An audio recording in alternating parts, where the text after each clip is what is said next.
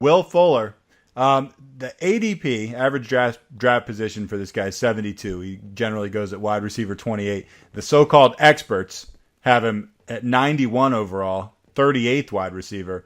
The Wolf has him at 62 overall, 27th wide receiver. So as far as the ADP goes, they're right around the same. The Wolf has him 10 spots higher overall. So higher, yeah. Well, you have him 10 spots higher. That's significant. And you got him about Yeah. 2.5 rounds higher than the experts.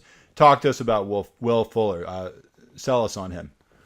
I'll sell you on him by kind of selling you the offense of the Texans last year. And again, is it due for regression? I get that. But listen to these stats. It's absolutely insanity here. When Watson, Hopkins, and Fuller were all on the field together, which was only 4 games last year, the Texans averaged 40.5 points per game. Watson threw 14 of his 19 touchdowns when he had all 3 of those guys on the field together.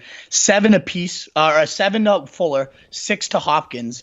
And when they were at home for those 3 games, Watson threw 12 of those touchdown passes. And then you look at Fuller's stats specifically, he had 13 catches for 279 of his ultimate 423 yards on the season, with 7 of those touchdowns in only 4 games. That's for those counting at home, 1,116 yard, 28 TD pace for Will Fuller. Is he going to actually match that pace? No, of course not. But I don't think it's going to regress so hard as everybody's saying, to the point that he's now suddenly a nobody. It's as if he could score a third that many touchdowns and still be an extremely viable fantasy receiver. Exactly. A third. Exactly. So, right? You know what I mean? And I don't think the touchdowns, yes, it's fluky to have that many, over half his catches went for touchdowns under Watson. Yes, that's a little bit fluky. I get it. But ultimately, that happened because he's such a good deep burner. He excels at getting behind the defense. That's what Coach O'Brien says about this guy, is nobody gets behind the defense as good as Will Fuller, and we're going to just keep using that to our fullest advantage. It's not like they're going to suddenly become this non-vertical attack. And Watson buys time so well in the pocket and can just sling the ball so well on the run. Flick of the wrist, it goes flying down the field.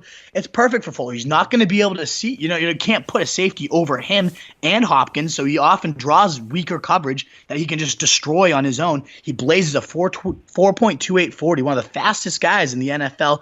Bulked up a little bit. We talked about this a couple episodes ago. So maybe that's the one concern with him, is his durability. Maybe this helps him actually stay healthier. The wide receiver coach has noted he's running a more full route tree because of the added size. He's been absolutely burning people in practice. The quote was blowing past defenders every single day. And O'Brien said he's a huge part of what we're trying to do. So it's not like he's going to suddenly disappear. They're going to continue to be a very aggressive attack. I don't see why this offense would suddenly, yes, the touchdown rate will go down a little bit, but ultimately I think he's still going to destroy his ADP, or his expert, especially his expert consensus ranking at 90. There's so much upside here. Even if he only lasts 10 games or so, you got to make sure you invest in this guy. You got to get a piece of that Texans offense, and this is the cheapest way to do so, I would say.